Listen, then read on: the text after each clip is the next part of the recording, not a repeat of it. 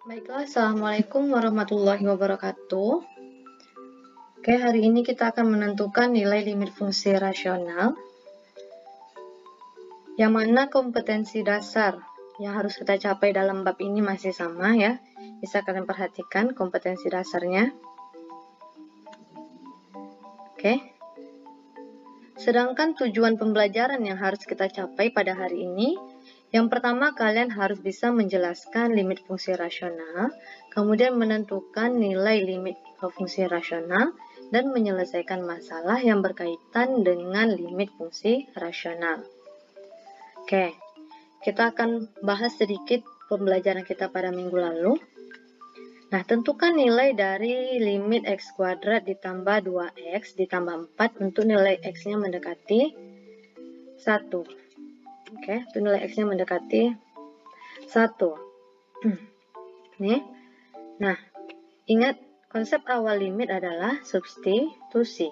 Nah, berarti kalau seperti ini kalian harus substitusi langsung nilai x-nya. Berarti sama dengan 1 kuadrat ditambah 2 dikali 1 ditambah 4. Nah, 1 kuadrat itu sama dengan 1.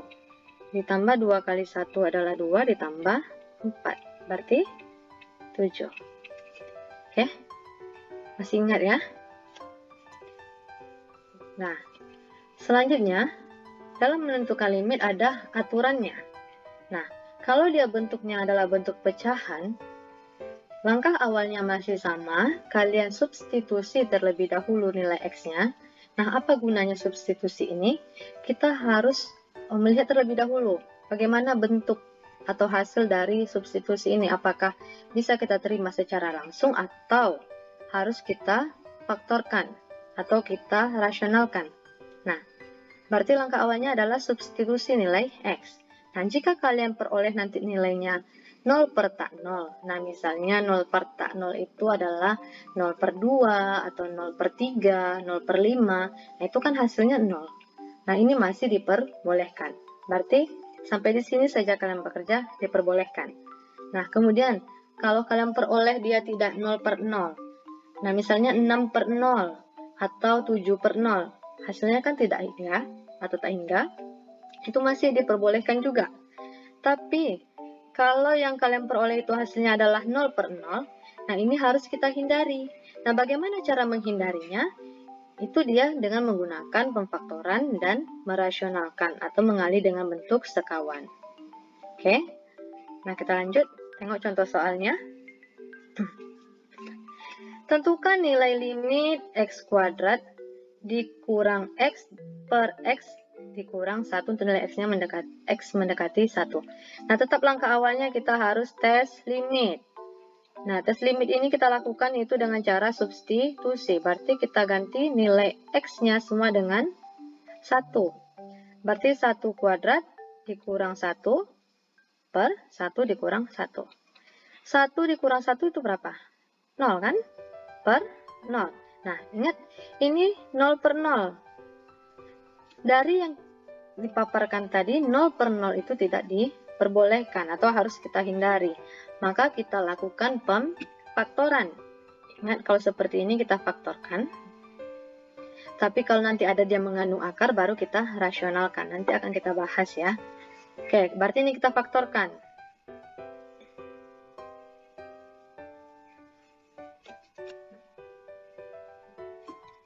Ini kita faktorkan. Ingat, pada pertemuan sebelumnya kita udah bahas faktor-faktor istimewa ya.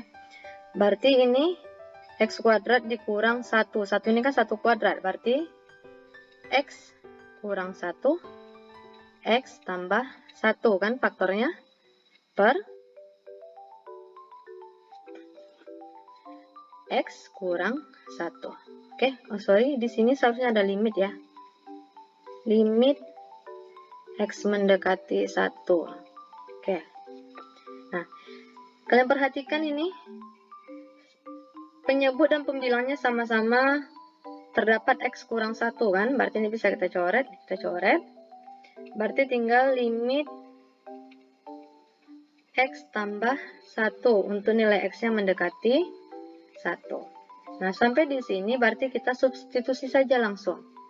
Berarti 1 ditambah 1. Berapa 1 ditambah 1? Sama dengan 2. Oke. Ya, sampai di sini bisa dipahami kan? Oke. Nah, kita tengok contoh soal yang selanjutnya.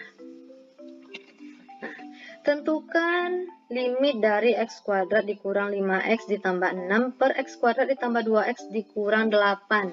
Untuk nilai x-nya mendekati 2. Kita tes limit terlebih dahulu. Tes limit berarti kita substitusi 2 kuadrat dikurang 5 dikali 2 ditambah 6 per 2 kuadrat ditambah 2 dikali 2 dikurang 8. Oke, ini berapa? 4 dikurang 10 negatif 6. Negatif 6 ditambah 6, 0 kan? Ini 4 ditambah 4, 8. 8 dikurang 8, 0. Berarti bentuknya adalah 0 per 0. Nah, ini harus kita hindari. Berarti ini harus kita faktorkan. Ini kita faktorkan. Oke, kita cari faktor. Sebelumnya kita udah belajar juga pemfaktoran kan? Oke, kita cari dulu faktor untuk pembilangnya. X kuadrat dikurang 5x. 5x ditambah 6. Nah, perhatikan ini nilai A-nya sama dengan 1, nilai B-nya sama dengan negatif 5, nilai C-nya sama dengan 6. Berarti kita cari dua buah bilangan yang kita jumlahkan hasilnya B. Lihat sini B-nya negatif 5. Dan kalau kita kalikan hasilnya adalah C. C-nya adalah 6. Nah, coba bilangannya apa? Negatif 2 dan negatif 3. Negatif 2, negatif 3. Nah, berarti ini faktornya adalah X dikurang 2, X dikurang 3. Oke, itu baru faktor dari pembilang. Selanjutnya kita cari faktor dari penyebutnya. Berarti X kuadrat ditambah 2X dikurang 8. Ini nilai A-nya sama dengan 1, B-nya sama dengan 2, C sama dengan min 8. Oke. Nah, cari dua buah bilangan yang kita jumlahkan sama dengan B, berarti sama dengan 2, dikali sama dengan min 8. Bilangannya apa berarti? Min 4, positif 4 dengan min 2, berarti 4 dengan min 2.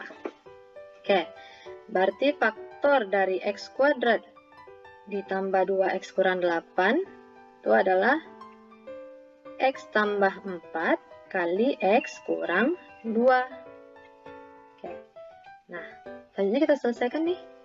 Berarti dia limit dari X tambah 4 kali X kurang 2 per X kurang 2 kali X kurang 3. Nah, untuk nilai X-nya mendekati 2. Oke. Nah, perhatikan pembilang dalam penyebut. Ada yang sama? Ada ya. X kurang 2 dengan X kurang 2. Berarti kita coret. Berarti untuk pembilangnya tinggal limit X tambah 4 per penyebutnya X kurang 3. Untuk nilai X-nya mendekati 2. Oke, sampai di sini tinggal kita substitusi. Oke, tinggal kita substitusi. Ini berarti berapa nih? 6. 2 ditambah 4 per 2 ditambah 2 dikurang 3. Berarti 6 per berapa? Negatif 1. Oke. 6 per negatif 1. Berarti negatif 6.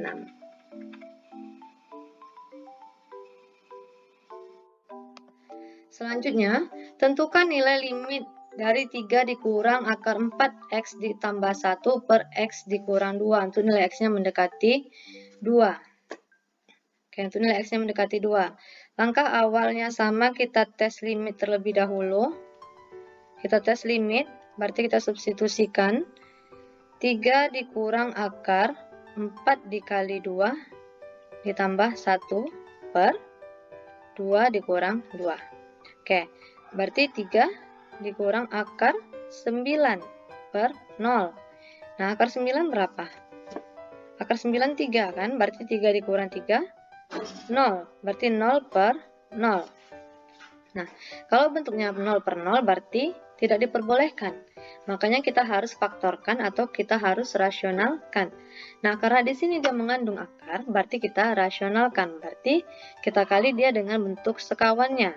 Nah, bentuk sekawan dari negatif apa?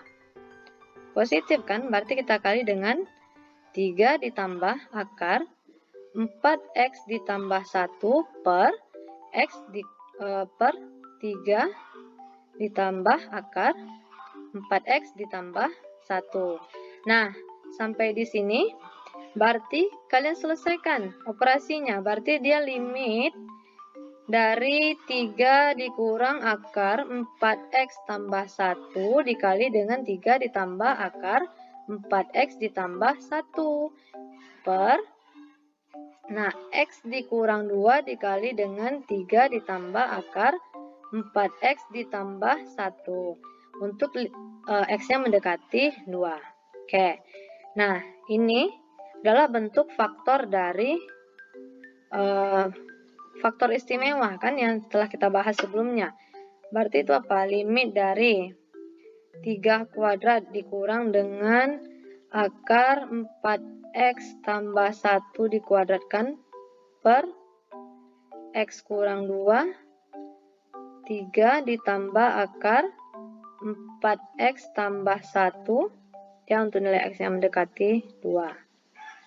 Oke, berarti ini dia limit 3 kuadrat berapa? 9 dikurang, ingat ini adalah bentuk akar ya. Bentuk akar apabila kita kuadratkan akarnya hilang, berarti 4x ditambah 1 per x kurang 2 kali 3 ditambah akar 4x tambah 1. Itu nilai x-nya mendekati 2. Oke, ini kita lanjutkan sini. Berarti dia limit dari, ini kita selesaikan ya. Kita selesaikan berarti 9 dikurang 4x dikurang 1 per x kurang 2 dikali 3 ditambah akar dari 4x ditambah 1 untuk nilai x-nya mendekati 2. Oke, ini kita selesaikan lagi, berarti dia limit dari apa? Negatif 4x ditambah 8 per x kurang 2, 3 ditambah 4x tambah 1 untuk nilai x-nya mendekati 2. Nah, ini bisa kita faktorkan lagi kan, kita distributifkan, kita keluarkan dia. Berarti kita keluarkan negatif 4. Berarti ini tinggal x ditambah 2 per x dikurang 2 dikali 3 ditambah akar 4x ditambah 1 untuk nilai x-nya mendekati 2. Oke, ini bisa kita, ini kurang ya. Ini kurang. Oke, ini bisa kita coret, ini bisa kita coret. Nah, berarti tinggal limit dari negatif 4 per 3 ditambah akar 4x tambah 1 untuk x mendekati 2.